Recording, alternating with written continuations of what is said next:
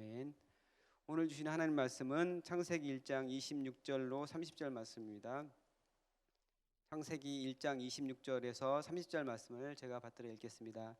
하나님이 이르시되 우리의 형상을 따라 우리의 모양대로 우리가 사람을 만들고 그들로 바다의 물고기와 하늘의 새와 가축과 온 땅과 땅에 기는 모든 것을 다스리게 하자 하시고, 하나님이 자기 형상 곧 하나님의 형상대로 사람을 창조하시되 남자와 여자를 창조하시고, 하나님이 그들에게 복을 주시며 하나님이 그들에게 이르시되 생육하고 번성하여 땅에 충만하라.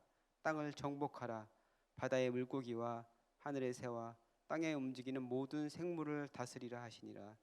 하나님이 이르시되 내가 온 지면에 씨 맺는 모든 채소와 씨 가진 열매 맺는 모든 나무를 너희에게 주노니 너희의 먹을거리가 되리라. 또 땅의 모든 짐승과 하늘의 모든 새와 생명이 있어 땅에 기는 모든 것에게는 내가 모든 푸른 풀을 먹을거리로 주노라 하시니 그대로 되니라. 아멘.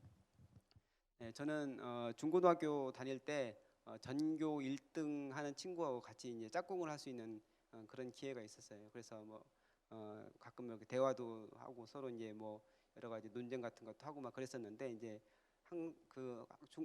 학창 시절에는 이제 생물 시간에 진화론을 배우기 때문에 거기에 대해서 이제 또 불편하기도 하고 친구들하고 이제 논의도 무슨 이제 논쟁도 하고 많이 그랬는데, 이제 그 전교 1등 친구하고 하루는 이제 그런 얘기를 하고 있어. 창조론이 맞냐 진화론이 맞냐 이런 얘기를 하고 있었는데, 그때 교회에서 이제 그 중고등부를 담당했던 그 전도사님이 계셨는데 좀 그 연세가 있으신 분이었어요. 근데 그분이 했던 얘기가 생각이 나는 거예요. 그래서 하나님의 형상에 대해서 얘기하셨던 게 생각이 나는데, 이제 그분이 뭐라고 했냐면은 하나님께서 당신의 형상대로 사람을 만드셨다. 그래서 창조된 게 맞는데 진화론에 대해서 이거는 잘못된 거다.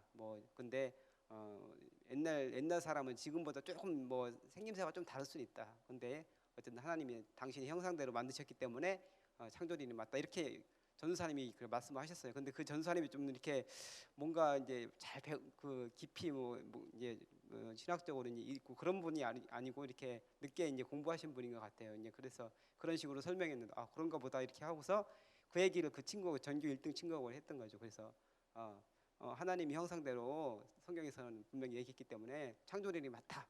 그러면서 옛날에는 좀 지금보다 이마도 좀 더 태어나고 그럴 수는 있다 했더니 그 전교 1등 친구가 그렇게 얘기하는 거예요. 그러면은 하나님이 그렇게 만들었으면 하나님이 그 이마도 태어나고 그렇게 그런 분이냐?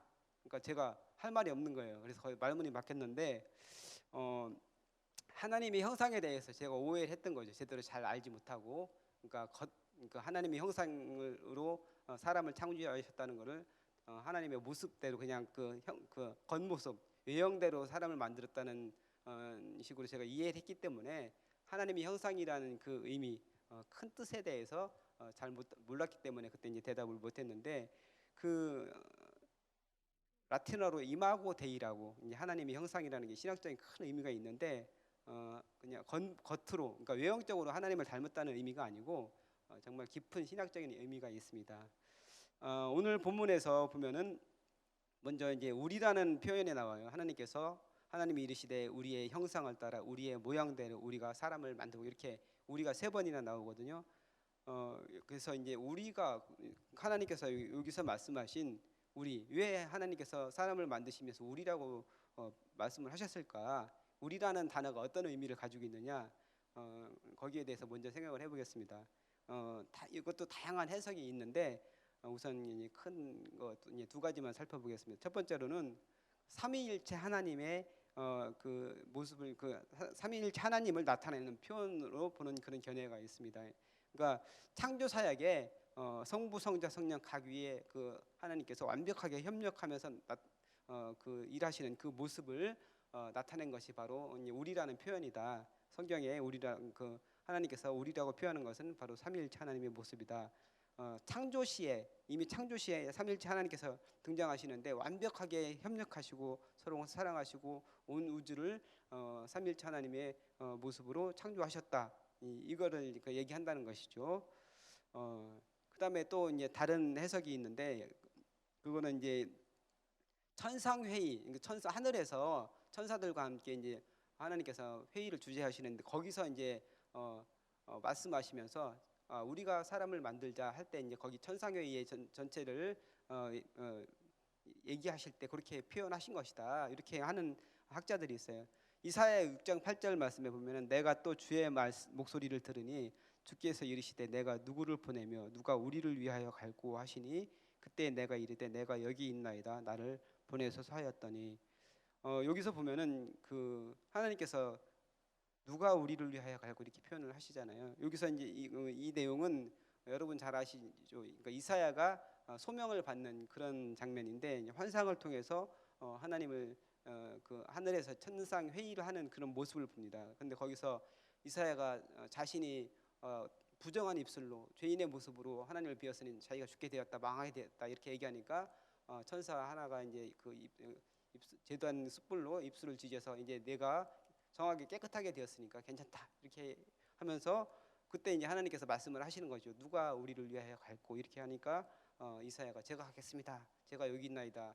저를 보냈어. 이렇게 이제 표현하는 장면이 나오는데 여기서 하나님께서 우리라는 표현을 하세요. 그래서 이제 바로 그렇게 표현을 하신 거다. 천상회의를 주재하시면서 하나님께서 사람을 만드시는데 우리의 모습으로 그러니까 천상회의의 주재자로서의 하나님께서 표현하신 거다. 이렇게 말씀하셨다는 거죠.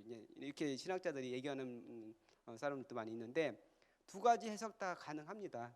가능한데 이제 우리는 기독교 기독론적인 시각으로 보는 하나님 삼일체 하나님의 사역으로 보는 것이 맞다고 볼 수 있습니다. 그러면은 오늘 그 하나님의 형상에 대해서 얘기를 하는데 하나님의 형상이 과연 그런 어떤 의미를 가지고 있느냐?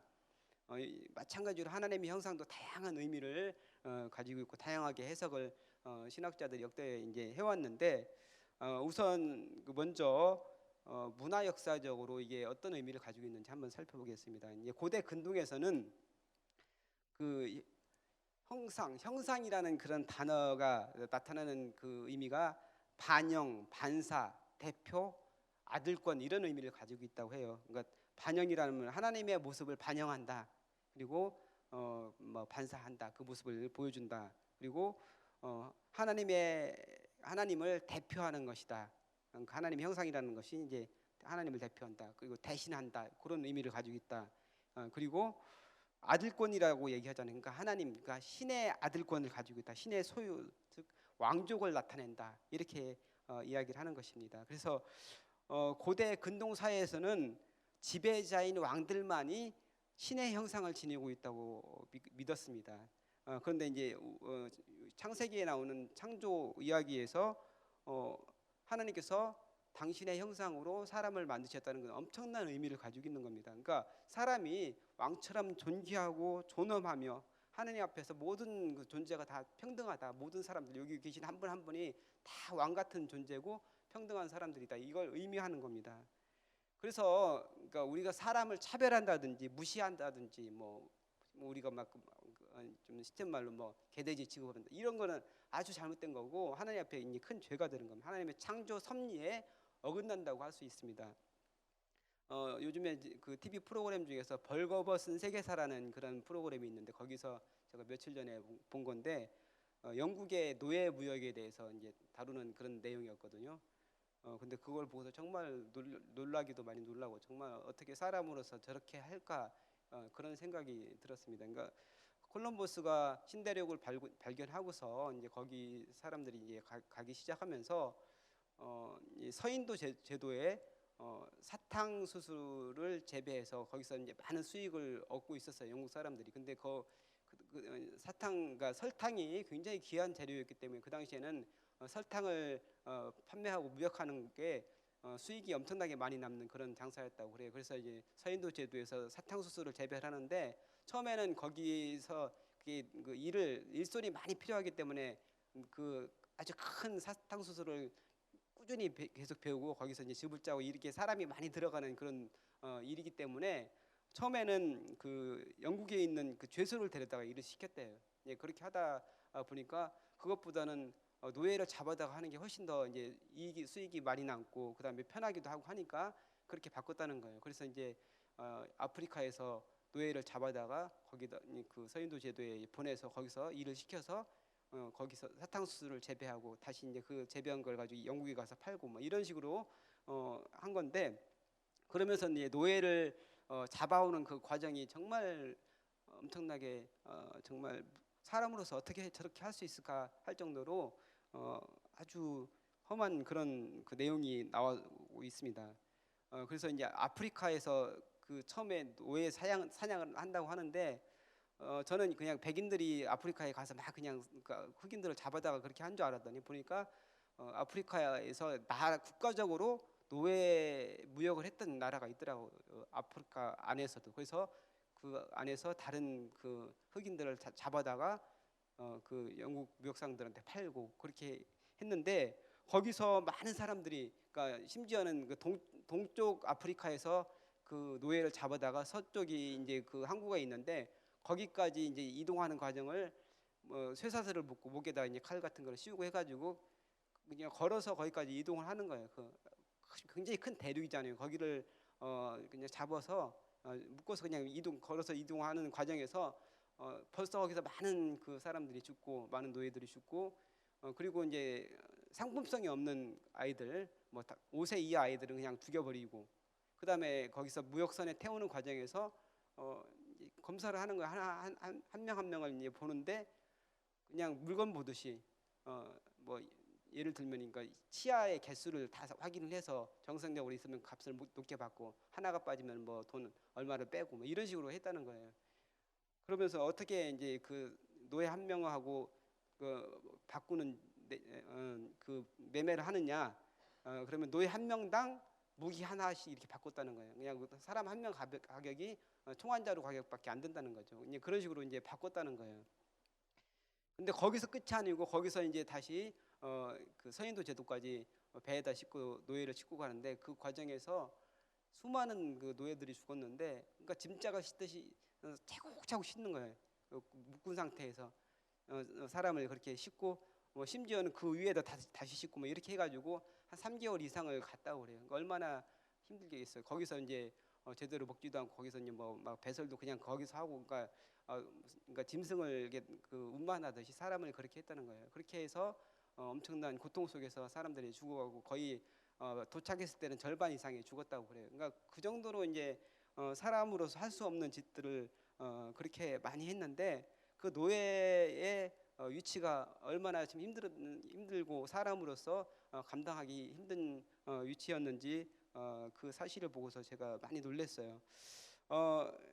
지금은 뭐 노예가 있는 그런 사회는 아니죠. 근데 실제적인 노예 제도는 폐지되었고 우리 뭐 주위에 종이 있다든지 그런 건 아닌데, 우리도 이제 직장이라든지 여러 이제 어떤 그 공동체에서 보면은 사람들에게 그렇게 취급하고 있는 경우도 있어요. 막 그냥 종 다루듯이 노예 다루듯이 이렇게 하는 사람들도 있어요. 우리 주변에 보면은. 그리고 우리 사회에 얼마나 많은 갑질들이 있습니까?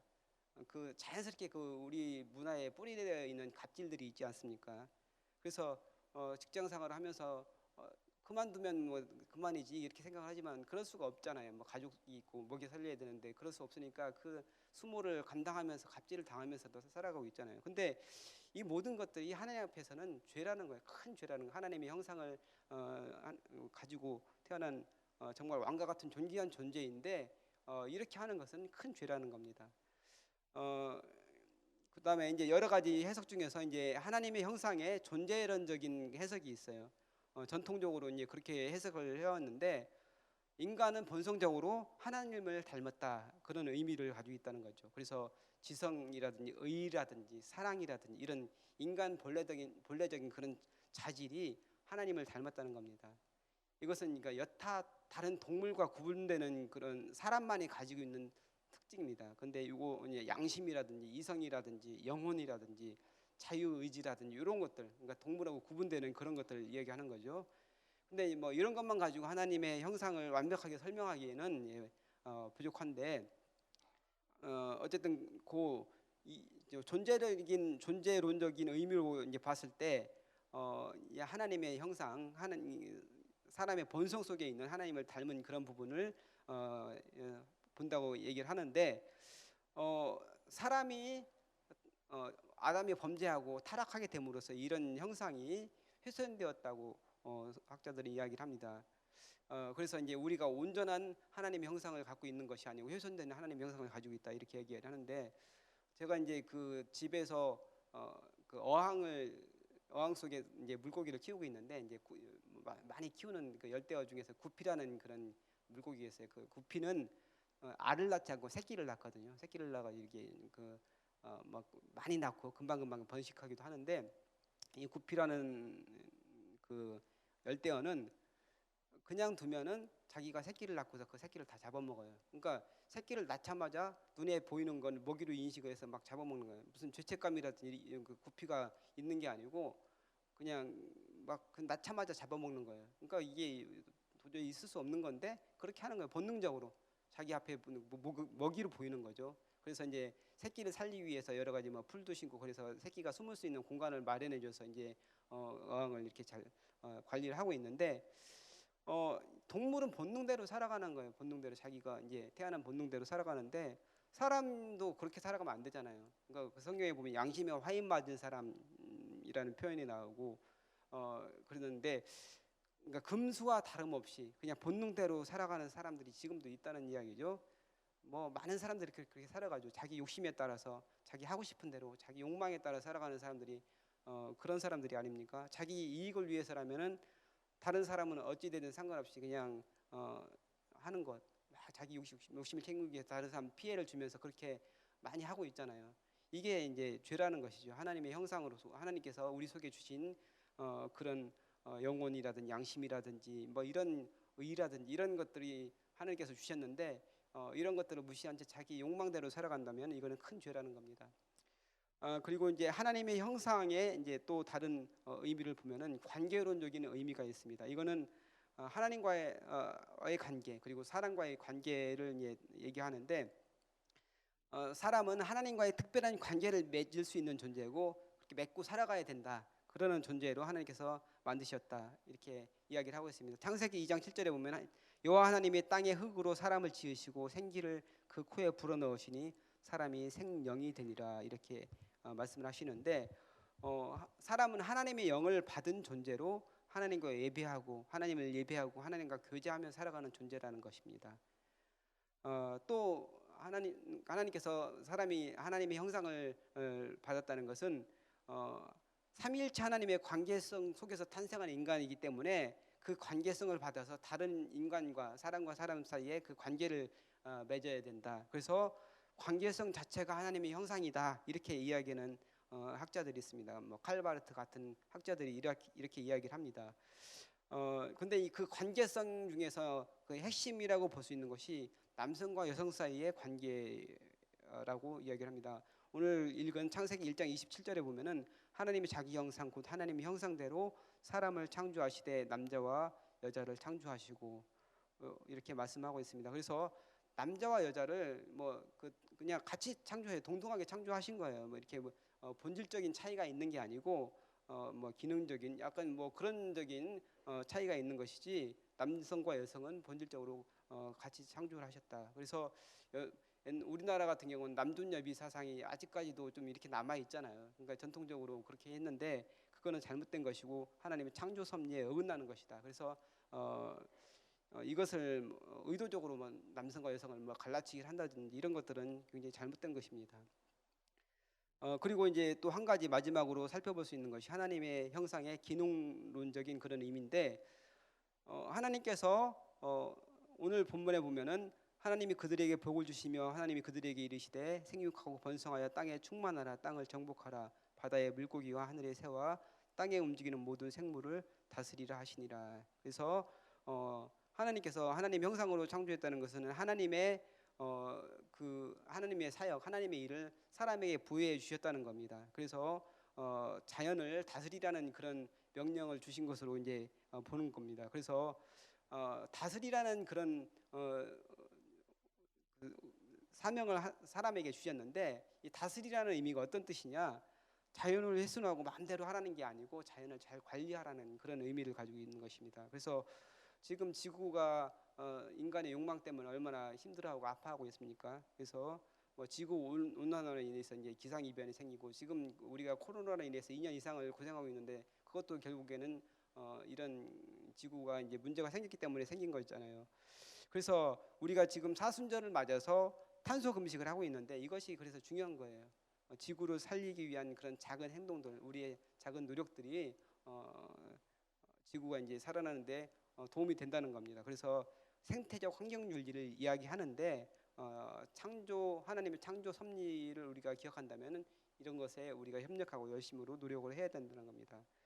아까 제가 말씀을 드렸는데 하나님의 형상이 아담의 범죄로 인해서 아담의 타락으로 인해서 훼손이 되어서 하나님의 형상이 온전한 모습이 아닌데 하나님의 형상은 회복되어져야 된다 이렇게 이야기를 합니다.